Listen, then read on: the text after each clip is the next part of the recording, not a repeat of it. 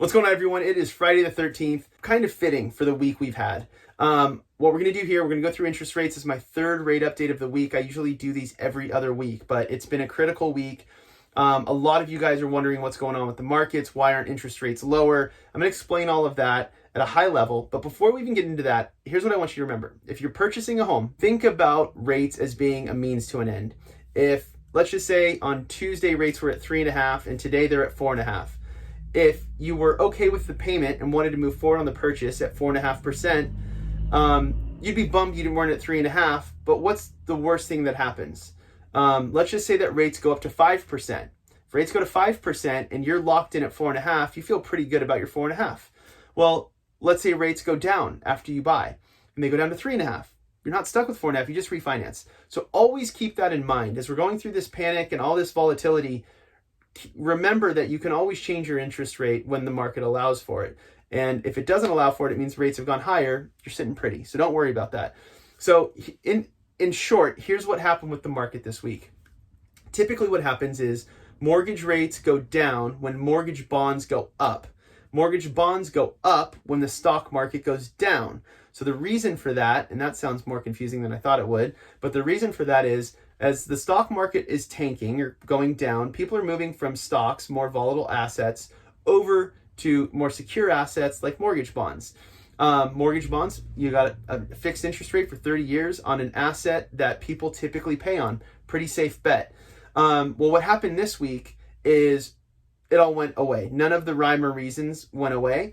So what we saw was the market sell off, the stock market sells off, then mortgage bonds sell off. So people are liquidating the mortgage bonds maybe to cover margin calls on their stocks because the market's going down so fast, or maybe just saying, we don't know what's going on, we're going to go to cash. So we saw all of the markets go down this week, which is extremely rare.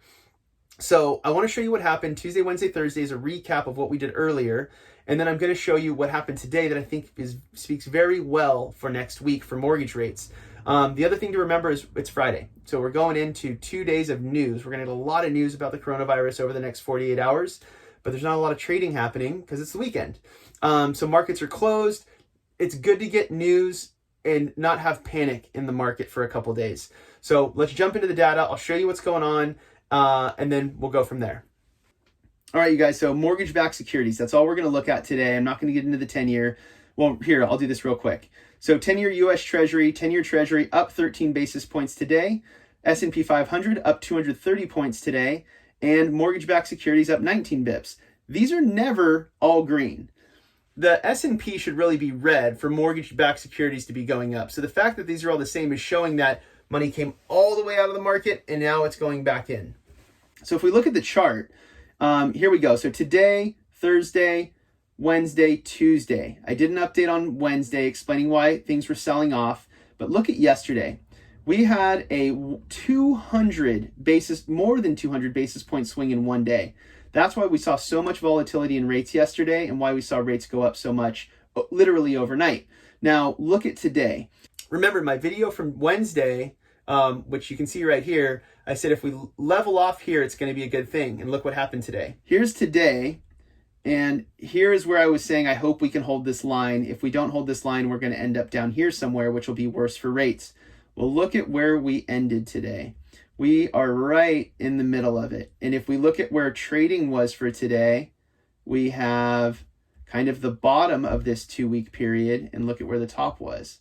So this right here was normal for about 2 weeks. So remember, I'm going to call this coronavirus 1.0. This is right when it hit in China, and we weren't really sure what was going on, but the market started to react negatively. So mortgage bonds, mortgage-backed securities did well, and then it seemed like things were getting under control in China, and it mellowed out, and then it wasn't mellow anymore, and it took off over the last 2 weeks, and we saw rates get dramatically better as a result. And then everything we gained in those 2 weeks, we lost in just a few hours. We lost in a few days. But I do love the trading window we had today. And by the way, a lot of this happened after or during President Trump's press release. So while he was doing that, I was watching the conference, and then I was also watching mortgage-backed securities, and it was getting better and better as he was giving more news about the relief efforts and everything else. Confidence. That's what we want to see come back to the market is confidence. So that's why we're seeing all the markets recover today, not just one or the other. So here's why I'm excited about where this ended here today. We're right in this range where we were stable. Now my hope is we have decent news over the weekend and this doesn't change. But I'll be up at 3:30 a.m. to watch pre-market trading Monday morning to see what's going on. And I'll do another rate update on Monday. Okay, so we ended well. This is a good end to the week after all the volatility we saw Tuesday, Wednesday, Thursday. What does this mean for you if you're buying a house? You need to get rate updates basically every day. There's a lot of volatility. You want to make sure you know exactly what's going on because remember, interest rate does determine affordability. It determines your qualifying as well. So you want to be well educated on this. I'm going to keep doing these updates. They might be a little longer than we want them to be, but it's important to me that you guys understand what's going on. Any questions, comments, concerns you have, you can leave a comment here. You can call me, email me, text me anytime. Thank you so much. Enjoy the weekend. Stay clean, stay safe, stay away from other people, and let's let this wave pass by. Thank you so much, and I'll talk to you soon. Cheers.